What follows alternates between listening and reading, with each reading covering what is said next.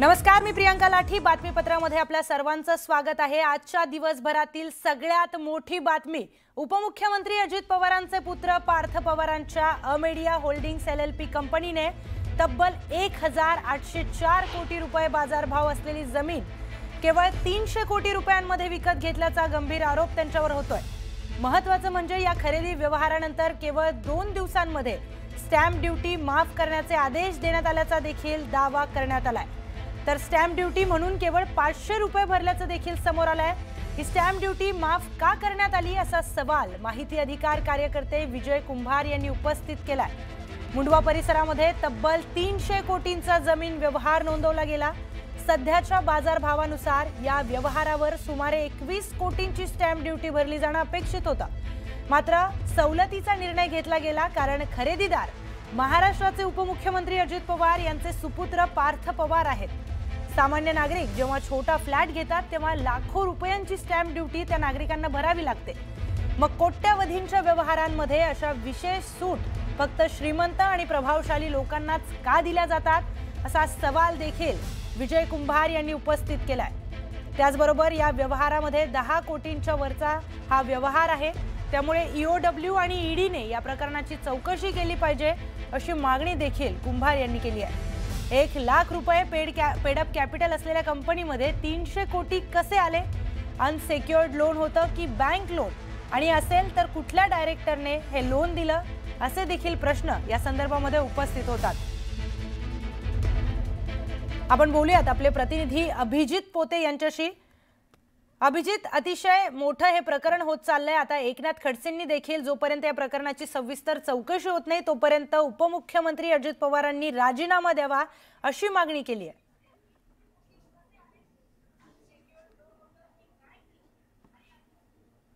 प्रियंका, खरं तर या सगळ्या प्रकरणी आता कारवाईला सुरुवात केलेली आहे आणि पहिली जी कारवाई करण्यात आलेली आहे ही जागा ज्या कोरेगाव पार्क हवेली तहसीलच्या अंडर येते आणि हवेलीचे जे तहसीलदार आहेत सूर्यकांत येवले त्यांचं निलंबन राज्य सरकारने केलेलं आहे. मी पुण्यातल्या त्यांच्या कार्यालयाच्या बाहेर आहे, आपल्याला दिसते श्री सूर्यकांत येवले तहसीलदार तथा तालुका कार्यकारी दंडाधिकारी पुणे शहर त्यांच्या कार्यालयाच्या बाहेर मी आहे. काही वेळापूर्वीच सूर्यकांत येवले या कार्यालयात होते. मात्र जी बातमी बडतर्फीची आली किंवा निलंबनाची कारवाई करण्यात आली त्यानंतर मात्र त्यांच्या या ऑफिसला त्यांच्या या केबिनला कडी असलेले पाहायला मिळते.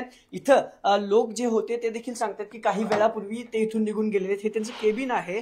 इथंच ते जे येवले आहेत ते बसतात. सूर्यकांत येवले 2024 म्हणजे 5 फेब्रुवारी 2024 नंतर त्यांनी हा पदभार स्वीकारला होता आणि तो पदभार स्वीकारल्यानंतर ते या सगळ्या हवेली तालुक्याचे तहसीलदार होते आणि हीच त्यांची केबिन आहे जिथं अगदी काही वेळापूर्वी प्रियंका म्हणजे निलंबनाची कारवाई होण्यापूर्वी हे सगळं तहसीलदार इथं होते.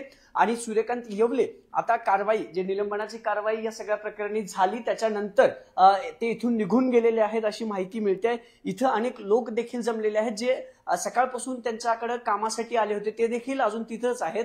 पण कारवाई झाल्यानंतर ही केबिन सोडून सूर्यकांत येवले जे आहेत ते आता निघून गेलेले आहेत आणि आपण आता त्यांच्या केबिनच्या बाहेर लोक जे आहेत ते अजून देखील आहेत असं दिसतंय. हे जे लोक आहेत ते खूप वेळ झाला. तुम्ही कधीपासून आला तिथे? 1 तास झालाय. कुणाला भेटायचं होतं तुम्हाला? सरांनाच भेटायला होते का सर तुम्ही आल्यावर? नाही, गेले होते. कधी आलात तुम्ही? मला आता जवळपास 1 तास होऊन गेला. काय काम होतं येवले सरांकडे? येवले सरांकडे एक कामच होतं जरा. भेटले नाहीत? नाही भेटले. तुम्हाला भेटले सूर्यकांत येवले सोबत? तुम्हाला भेटले का सूर्यकांत येवले? कधीपासून आला? मी 1 तास झालं.